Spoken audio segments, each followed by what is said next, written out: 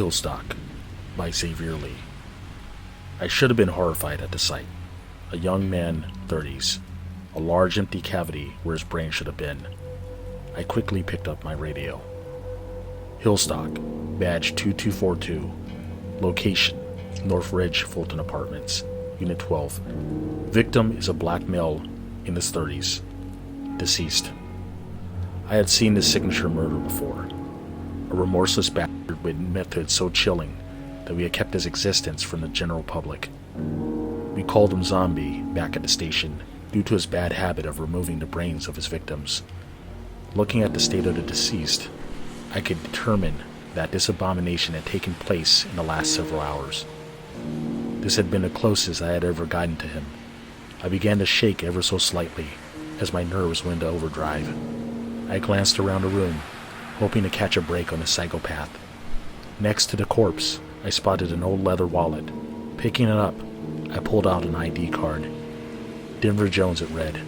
I went back on the comms. Victim's name is Denver Jones. Please run a search as soon as possible. I waited for them to get back to me. I carefully rummaged around the small room. Didn't want to disturb too much. In the case that we did get the guy, this had to be admissible in court. Hate to see this sleazeball get off on a technicality at the last possible moment. Outside, the rain hammered everything below it. It was far from subtle, like this murder. I moved to the small bathroom near the foot of the bed. As I approached, a lingering odor grew obnoxious. My instincts got the best of me, causing my heart to pound. For some reason, however, the adrenaline was pleasurable. I raised my gun and pushed the door open. I took one look and gagged. A small apparatus, simple but elaborate at the same time. At the top, a large bag filled with greenish-yellow fluid. A horrible bile-like odor hit me like an invisible tidal wave. "What the?" I exclaimed. This fluid must have been what was left of the brain. I coughed, drawing up my hand to my mouth and nose. Strangely enough, far down, deep in my psyche, I found a bit of humor in it. I actively suppressed a chuckle as I internalized the depravity of the sick yet intelligent dirtbag. Before I could question these alien thoughts, I caught something at the corner of my eye. Was it possible? "That you, Zombie?" I said casually as I spun around with my gun. I somehow knew the monster was still here. He was using the rain to mask his movements. I called out to the shy serial killer once again. "It's Victor," a voice scoffed. I jumped at the response. It was impossible to tell where it come from. "You're under arrest," I shouted. The rain continued steadily in the background. "I know what you've been doing, Vic. You're eating their brains in some perverted fetish." It's a little bit more than that," Victor mocked from somewhere in the room.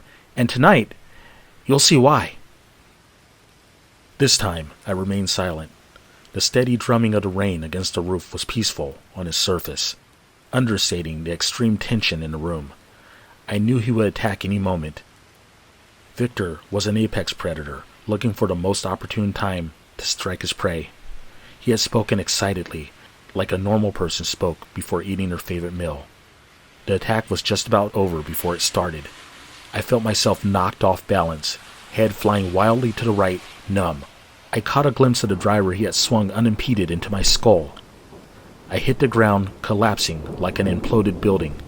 As my vision was enveloped by darkness, I managed to steal a glance at Victor, a Hispanic man in his late 20s, model-like looks, deranged eyes. I came to, sharp pain at my extremities. I was bound to the same filthy old mattress that the last victim had been placed on top of. I pulled at the restraints that kept me in the bed. In the background, Victor hummed as he rummaged through the drawers. "You see, I don't quite eat the brains. I experienced them, little by little, until I've had all of it. All of their memories. I live all of it, a lifetime, in 2 hours. You sick son of a..." I shouted, pulling at my restraints. He approached, carrying a vial. I'm going to give you a little taste of the good stuff," he said in between my cries for help. I fought as he took the large rubber tube and jammed up my throat as I attempted to cry out. "This is something I'm trying out. A memory within a memory. You'll see. Or won't," he chuckled. And then, slowly, I forgot who I was. I was Denver. I always had been. I lived his entire life from birth to his final moments. And then, the feeling intensified. It was pleasurable, yet overwhelming. I snapped out of it, exhaling deeply, speechless, my lips quivering as a massive rush reverberated through my body in the most intense pleasure. I drooled in ecstasy. I would be riding high for another hour or so. The experience had been exhilarating, to say the least. I glanced over at the clock. 4 hours had passed. It took a few moments to remember that my name was Victor. I whispered it to myself a few times as I came to. I am Victor Ortega. I am Victor Ortega. I glanced over the side of my bed. He was still there. HILLSTOCK, the detective. Well, minus a brain, that is. His expression forever locked in the bittersweet agony of experiencing an entire stranger's life. I had never experienced a double lifetime before, nor would I have ever thought it was possible. It was incredible, unreal, fun, and after my latest hit, I'd have to be careful about how I found my donors from now on. HILLSTOCK had been hard to trap, and had even fought after I fed him through the tube, but it had been worth it. I stood up from the bed, looking over his remains briefly. I bowed in deep gratitude. I felt a type of kinship with the man, now that everything he ever was now part of me. Nathan HILLSTOCK had been way too close to nabbing me, but now that I literally was just as much of a detective as HILLSTOCK was, I would never make that mistake again.